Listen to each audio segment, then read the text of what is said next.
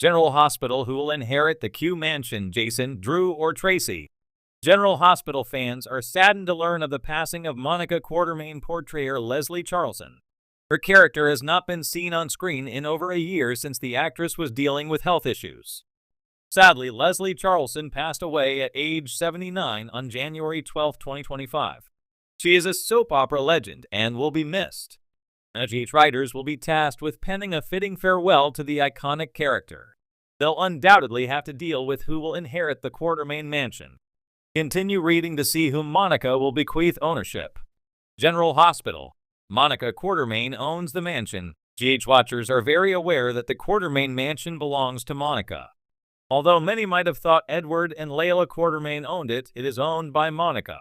Alan Quartermain bought the mansion as a wedding present for his wife. It's a running joke and a sore spot between many of the Quartermains. Monica often took delight in reminding her kin that it's her house. The Quartermain generation home on General Hospital has been owned by Monica for nearly 50 years. Since the iconic portrayer has passed, most likely the character will follow suit. With so many family members residing at the mansion, it will be curious to see whom Monica passed ownership to.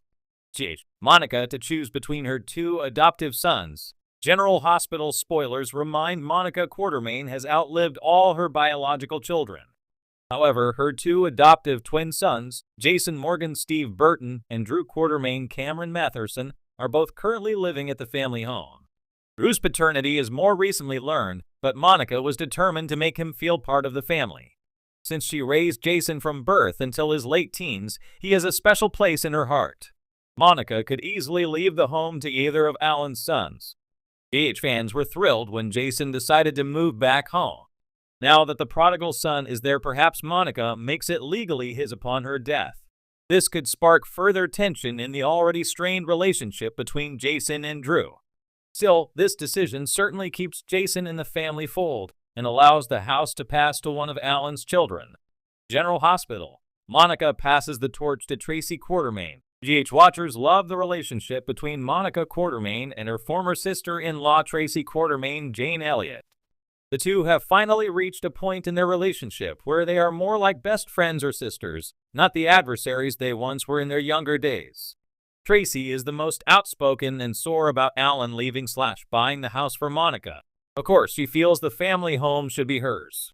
Now, with Monica's likely passing, Monica may decide to pass not only the role of Q family matriarch, but also ownership of the family's generational estate to Tracy. Many General Hospital fans see Tracy's oldest son, Ned Quartermain Wally Kurth, and his wife Olivia Falconeri Liza Locicero as the next Edward and Layla. So if Monica does choose Tracy to inherit the mansion, it's then likely in turn when she passes she will leave the home to Ned. Hopefully Monica's death and who she leaves the house to unites the family and doesn't create further infighting. It will certainly be interesting to learn who Monica selects.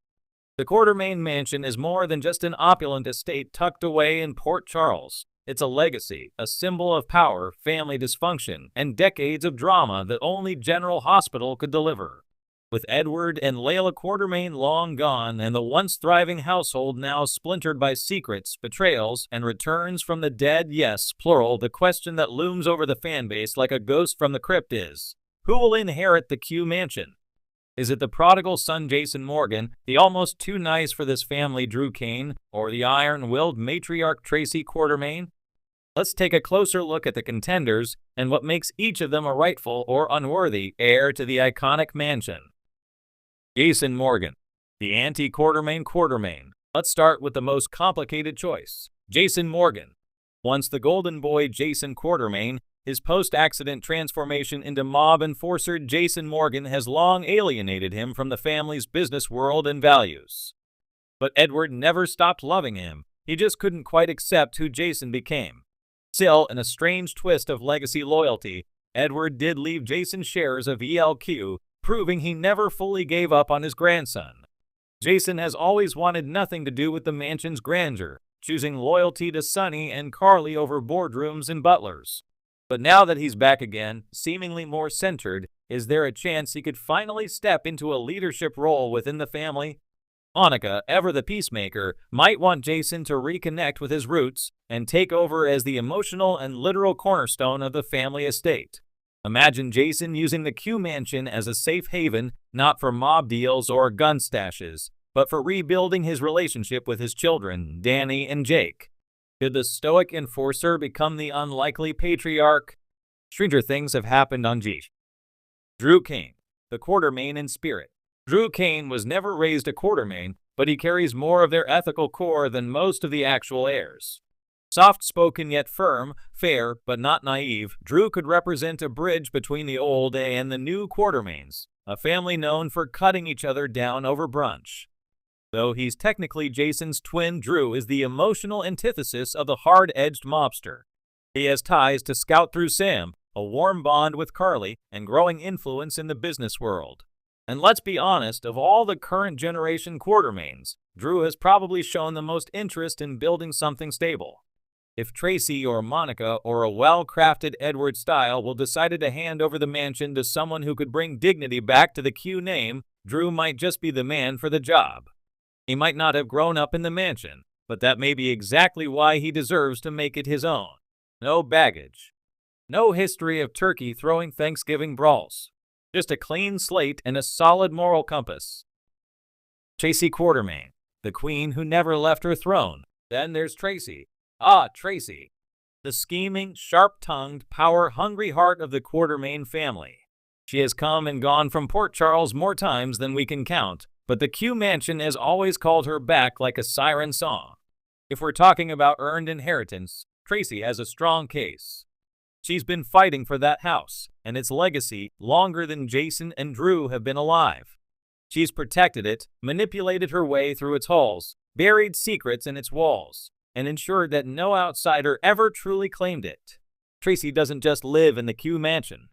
She is the Q Mansion. From bribing family members to pretending to be generous, from faking humility to securing ELQ control, she's played the long game. And if she's still breathing, there's no way she's letting either Jason or Drew claim the house without a fight. What's more, Tracy sees the mansion not just as real estate, but as the throne of Quartermain power. Giving it up would be surrender. And Tracy Quartermain does not surrender. Could it be someone else entirely? Of course, this is General Hospital, and no inheritance ever goes smoothly. Could there be a secret clause in Edward's will? A long-lost child? A twist involving Brooklyn, Michael, or even Leo. Michael Corinthos, despite his last name, has Quartermain blood and a surprising level of ELQ influence. Brooklyn is fiercely loyal to her family and has recently shown signs of maturity and responsibility. And with Ned still on the outs thanks to his Eddie Main persona, might the next generation be ready to step up?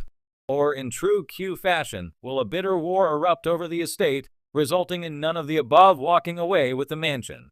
At least not without a dramatic courtroom showdown, a few forged documents, and maybe a surprise wedding or funeral to set the stage. The verdict: legacy versus identity. The heart of this debate isn't really about real estate. It's about identity. What does it mean to be a Quartermain in 2025? Is it about bloodlines, behavior, or business acumen? Jason represents the blood, but not the name. Drew represents the name, but not the history. Tracy represents the history, all of it, with no apologies.